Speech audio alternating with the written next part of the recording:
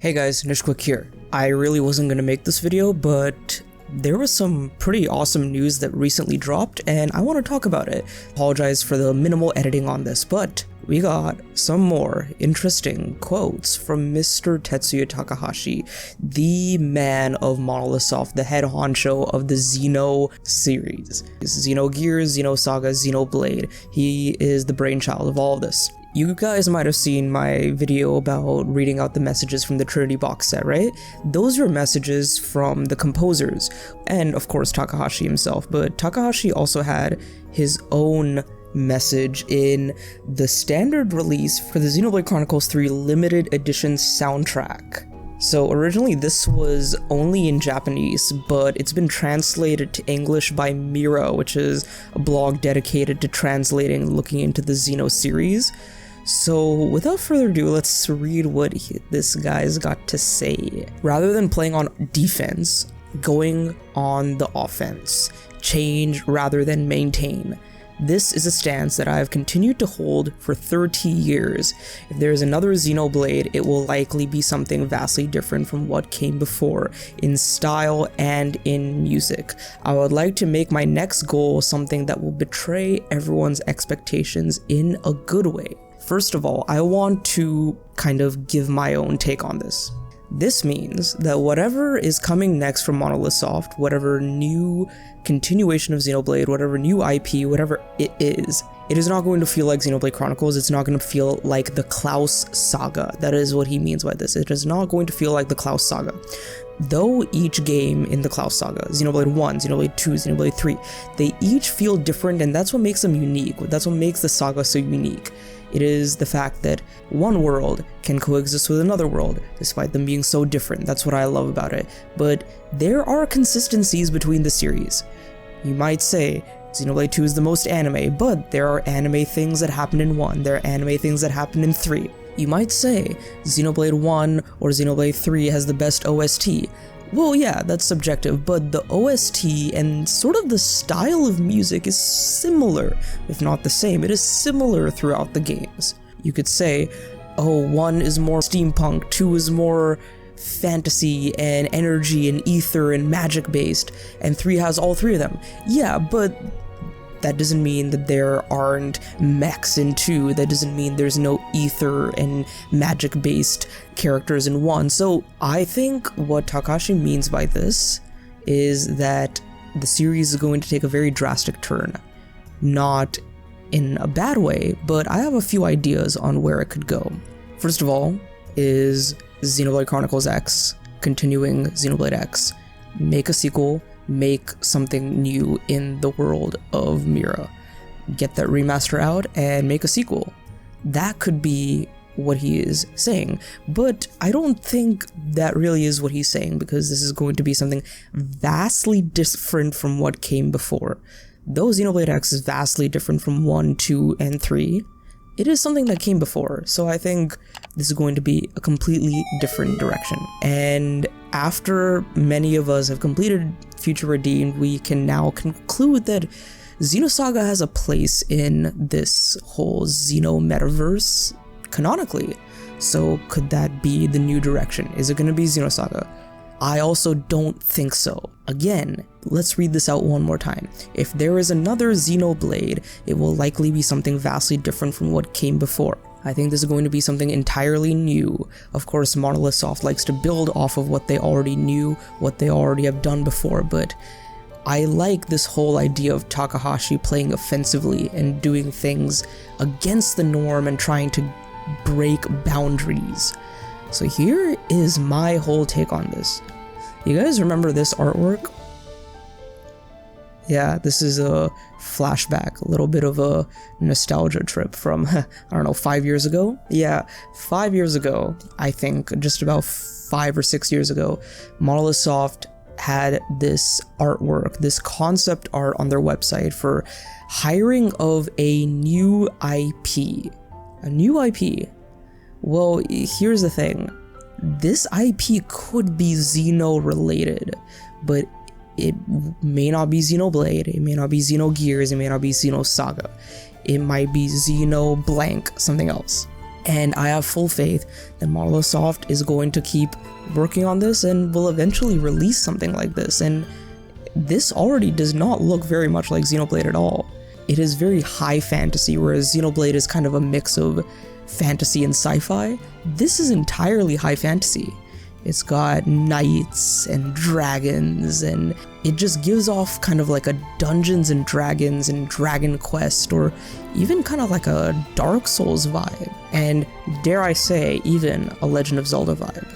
So I think this is sort of hinting in the direction of what Monolithsoft is going to go down. If I was a betting man, I would say that this is going to be their next big, massive open world game.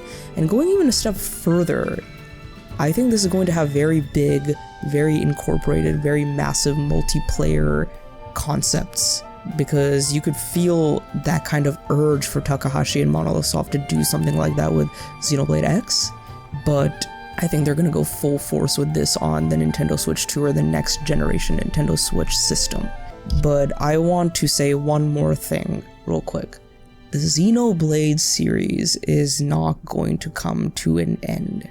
And that sounds weird for me to say after just saying that this new IP will be Xeno blank.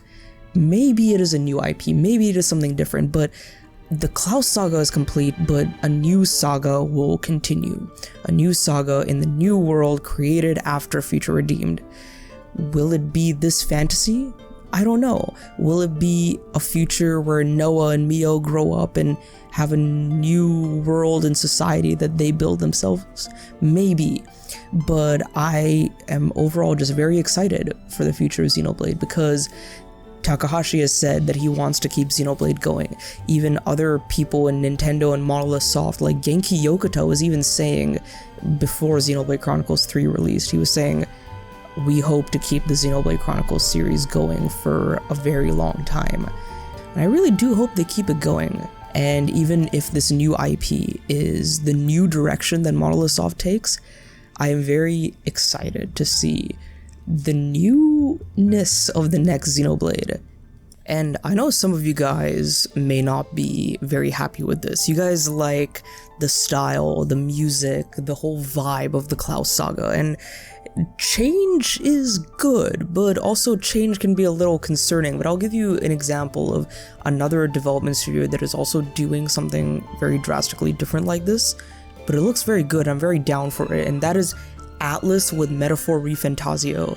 Metaphor ReFantazio is nothing like we have seen Atlas do with any of their IPs, but it is something that they are taking a risk with, and they are implementing a lot of the things that they've learned from Persona and Shin Megami Tensei, and kind of putting a new twist on it. And that's really cool, and I'm very excited for Metaphor ReFantazio. And if Monolithsoft does a completely new style or genre or vibe with the character design, the stylistic elements, the setting, and the OST and the soundtrack, and they do that with Xenoblade or a new Xeno series, I'm totally down for it. I'm very excited to see what they could create with this new creative standpoint. Mr. Takahashi has always wanted to make a more mature game, because if you look back at Xenogears and Xeno Saga, there's a lot of mature concepts in those games that I don't think Nintendo would really want in their games today. But, here's the big but. Takahashi has really made a name for himself with the Xenoblade series. He's really made a name for himself with Monolithsoft, and Nintendo has been dabbling with some M-rated games recently. Bayonetta is the biggest example. Bayonetta is almost basically kind of sort of a Nintendo series now.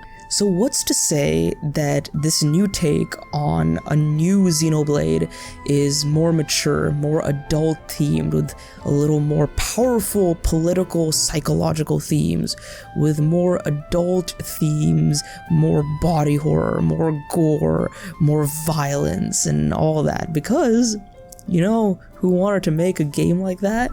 Mr. Takahashi. He said it himself. I'll find the interview and I'll link it down in the description below, but Takahashi's always wanted to make a more adult-themed game. The thing that's holding him back is just Nintendo as a brand themselves, but I don't know, I think it would be pretty cool if Takahashi and Monolithsoft got to do that, and I have a bunch of ideas of what this new direction of Xenoblade could be.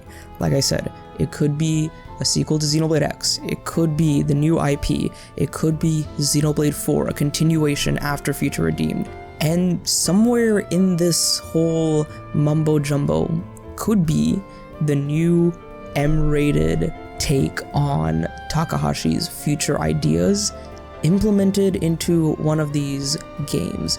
So I really don't know, but I'm very excited for the Xenoblade series and where things are going to go, because the Klaus Saga is done, but like I said before, that doesn't mean it's the end for Xenoblade. So if you guys are excited for the future of Xenoblade, if you enjoy Xenoblade and Nintendo and RPGs, give this video a like, subscribe for more content like this.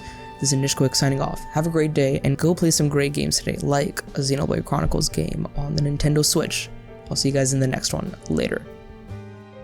Hey guys, this is Nishquick. Thank you so much for watching that video, and if you enjoyed it, check out these two videos on the left, and if you aren't subscribed, why not hit that subscribe button on the way out? I'll see you guys in the next one. Have a great day, and see you later.